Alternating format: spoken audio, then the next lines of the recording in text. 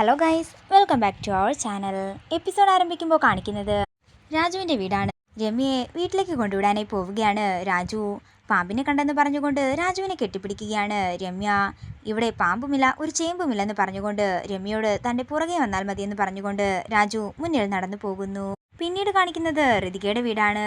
സരസ്വതി തമ്പുരാട്ടിയുടെ മടിയിൽ തലവെച്ച് കിടക്കുന്ന ഋതികയാണ് കാണിക്കുന്നത്. മോളെ പണ്ടേ തന്നെ എൻ്റെ കയ്യിൽ കിട്ടേണ്ടതായിരുന്നു, പക്ഷേ പല കാരണങ്ങൾ കൊണ്ടും എനിക്ക് അകന്നു നിൽക്കേണ്ടി വന്നെന്ന് തമ്പുരാട്ടി വിഷമത്തോടെ പറയുമ്പോൾ അവർ സംസാരിക്കുന്നതെല്ലാം മറഞ്ഞു നിന്ന് കേൾക്കാനായി വന്നു നിൽക്കുകയാണ് അംബികയും ദീപക്കും. അമ്മയുടെ മുടി തന്നെയാ മോൾക്ക് കിട്ടിയിരിക്കുന്നതെന്ന് തമ്പുരാട്ടി പറയുമ്പോൾ ഋതിക ചോദിക്കുകയാണ്, അമ്മയും ഞാനും തമ്മിൽ എന്തെങ്കിലും സാമ്യമുണ്ടോ അമ്മാമേ? ചെറിയ സാമ്യമൊക്കെ ഉണ്ട്, പക്ഷെ ഭദ്രേ മറ്റൊരു കാര്യം കൂടി, എൻ്റെ മോളെക്കാട്ടിലും തൻ്റെടിയാണ് ഋതുമോള്. എൻ്റെ മോളൊരു പാവമായതുകൊണ്ടാണ് അവള് ജീവിതത്തിൽ തോറ്റുപോയത്. അമ്മ എന്തിനാ അമ്മാമേ പാവമായി എന്നെ ഉപേക്ഷിച്ച് പോയതെന്ന് വിഷമത്തോടെ ചോദിക്കുകയാണ് ഋതിക. അതൊക്കെ ഒരു വലിയ കഥയാണ് മോളെ, അതിൻ്റെ പിന്നിൽ ചില ശക്തികളുണ്ട്. അവരെയൊക്കെ ഈ അമ്മാമ്മ പിടികൂടും. പകരം വീട്ടിയിട്ട് മാത്രമേ അമ്മാമ്മ ഇവിടെ നിന്ന് പോവുകയുള്ളൂ. ഇത് കേൾക്കുന്ന അംബിക ഞെട്ടലോടെ നിൽക്കുന്നതാണ് കാണിക്കുന്നത്. അമ്മാമ്മ ഇനി എന്നെ വിട്ട് എവിടേക്കും പോകരുതെന്ന് ഋതിക പറയുമ്പോൾ ഇനി എവിടേക്കും പോകില്ലെന്നും എൻ്റെ മോള് സമാധാനമായിട്ട് ഉറങ്ങിക്കോളാനും സരസ്വതി തമ്പുരാട്ടി പറയുന്നു. തുടർന്ന് ഭദ്ര പറയുകയാണ്, അമ്മാമ്മയും മോളും ഒന്നിച്ചതുകൊണ്ട് ഇനി ഭദ്ര എന്ന കമാൻഡോയുടെ ആവശ്യം ഇവിടെ ഇല്ലല്ലോ. ഇല്ല ഭദ്രേ, നീ നാളെ തന്നെ കൊട്ടാരത്തിലേക്ക് തിരികെ പോയിക്കോളൂ. ആവശ്യം വന്നാൽ ഞാൻ വിളിച്ചോളാമെന്ന് തമ്പുരാട്ടി പറയുമ്പോൾ ഭദ്ര പറയുകയാണ്, പിന്നെ തമ്പുരാട്ടി, ഈ വീട്ടിൽ ദൈവങ്ങളുള്ളതുപോലെ തന്നെ രണ്ട് ചെകുത്തന്മാരുമുണ്ട്. വെള്ളപ്പാറ്റയെ പോലെ പാറി നടക്കുന്ന ഒരു സ്ത്രീയും ഒരു ജോലിക്കും പോകാതെ അവരുടെ പിന്നാലെ വേതാളമായി നടക്കുന്ന അവരുടെ മകനും. പിശാചുക്കളാണ് രണ്ടുപേരും. പിന്നെ തമ്പുരാട്ടിക്ക് പ്രൊട്ടക്ഷന് വേണ്ടിയുള്ള എല്ലാ സാധനങ്ങളും ഞാൻ ബാഗിൽ വെച്ചിട്ടുണ്ട്. ഇതെല്ലാം കേട്ട് പേടിയോടെ നിൽക്കുകയാണ് ദീപക്കും അംബികയും.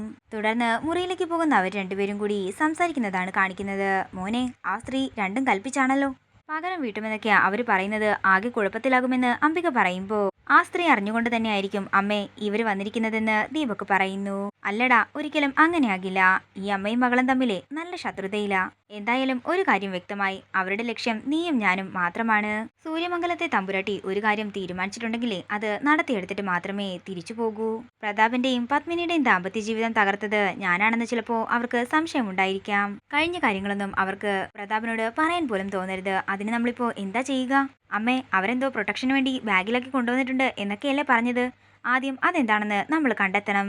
അവരുറങ്ങുന്ന സമയത്ത് ഞാൻ ആ മുറി കയറി പരിശോധിച്ചാലോ? വേണ്ടടാ, അതൊക്കെ ആപത്താണെന്ന് അംബിക പറയുമ്പോൾ അതിലൊക്കെ ഞാൻ എക്സ്പെർട്ട് ആണെന്നും ഇന്ന് രാത്രി തന്നെ ഞാൻ എന്താണെങ്കിലും അവരുടെ മുറിയിൽ കയറിയിരിക്കുമെന്നും ദീപക് പറയുന്നു. നേരം രാത്രിയാകുന്നു. പിന്നീട് കാണിക്കുന്നത് അമ്മമ്മയെ കെട്ടിപ്പിടിച്ച് സുഖമായി ഉറങ്ങുന്ന ഋതികയും താഴെ കിടന്നുറങ്ങുന്ന ഭദ്രയുമാണ്. അതേസമയം ദീപക് അവരുടെ മുറിയിലേക്ക് കയറുകയാണ്. എന്നാൽ ഉറക്കം ഞെട്ടി ഉണരുന്ന ഭദ്ര കൃത്യമായി തന്നെ ദീപകിനെ കാണുന്നു. എന്നാൽ ദീപക് അടുത്തതായി എന്താ ചെയ്യാൻ പോകുന്നതെന്ന് അറിയാൻ വേണ്ടി ഉറക്കം നടിച്ചു കിടക്കുകയാണ് ഭദ്ര.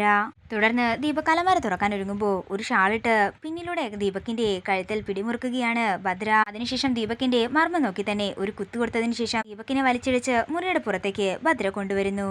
പെണ്ണുങ്ങൾ ഉറങ്ങുന്ന മുറിയിലാണോടാ നിന്റെ തോന്നിവാസം കാണിക്കുന്നത്?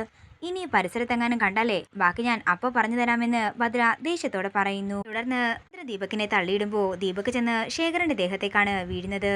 ശേഖരൻ ദീപകിന്റെ കർണക്കുറ്റി നോക്കി ഒരെണ്ണം കൊടുക്കുന്നതാണ് കാണിക്കുന്നത്. തുടർന്ന് അടിയും വാങ്ങിക്കൊണ്ട് ദീപക് മുറിയിലേക്ക് ചെല്ലുന്നതാണ് കാണിക്കുന്നത്. എടാ, എന്തായി കണ്ടുപിടിച്ചോ? ആ ബാഗിൽ എന്തായിരുന്നെന്ന് അംബിക ചോദിക്കുമ്പോൾ വയറിലും നെഞ്ചിലും കഴുത്തിലും ഒക്കെ കിട്ടിയെന്നും ആ ഭദ്ര കരാട്ടക്കാരിയാണെന്നും അവളെന്നെ വലിച്ചു വാരിയിട്ട് ഇടിച്ചു പിഴിഞ്ഞെന്ന് ദീപക് പറയുന്നു. അമ്മ നോക്കിക്കോ, ആ സരസ്വതി അമ്മയുടെ മരണം എന്റെ കൈകൊണ്ട് തന്നെയായിരിക്കും. നീ നടങ്ങ് ദീപകെ, ഞാനൊരു അറ്റകൈ പ്രയോഗം കണ്ടിട്ടുണ്ട്. നേരം പുലർച്ചെയാകുന്നു. പിന്നീട് കാണിക്കുന്നത് ഭദ്ര എല്ലാവരോടും യാത്ര പറയുന്നതാണ്. ഈ സമയമാണ് അംബികയും ദീപക്കും അങ്ങോട്ടേക്ക് വരുന്നത്. ദീപകിന് എന്താ ഒരു ക്ഷീണം? നന്നായി ഉറങ്ങിയിട്ടില്ലെന്ന് തോന്നുന്നല്ലോ. മുഖമൊക്കെ ആകെ വിളറിയിരിക്കുന്നു. പിന്നെ ഞാൻ തൽക്കാലത്തേക്ക് മാത്രമാ പോകുന്നത്, ഉടൻ തന്നെ തിരിച്ചു വരുമെന്ന് കൂടി പറയുമ്പോൾ ഇത് കേട്ട് പേടിയോടെ നോക്കുന്ന ദീപകിനെയാണ് കാണിക്കുന്നത്. ഇതോടുകൂടി ഇന്നത്തെ എപ്പിസോഡ് ഇവിടെ തീരുകയാണ്. വീഡിയോ ഇഷ്ടമായെങ്കിൽ മറക്കാതെ ലൈക്ക് ചെയ്യുക, ഷെയർ ചെയ്യുക, കമന്റ് ചെയ്യുക. സീരിയൽ അപ്ഡേറ്റ്സിനായി മറക്കാതെ സബ്സ്ക്രൈബ് ചെയ്യുക.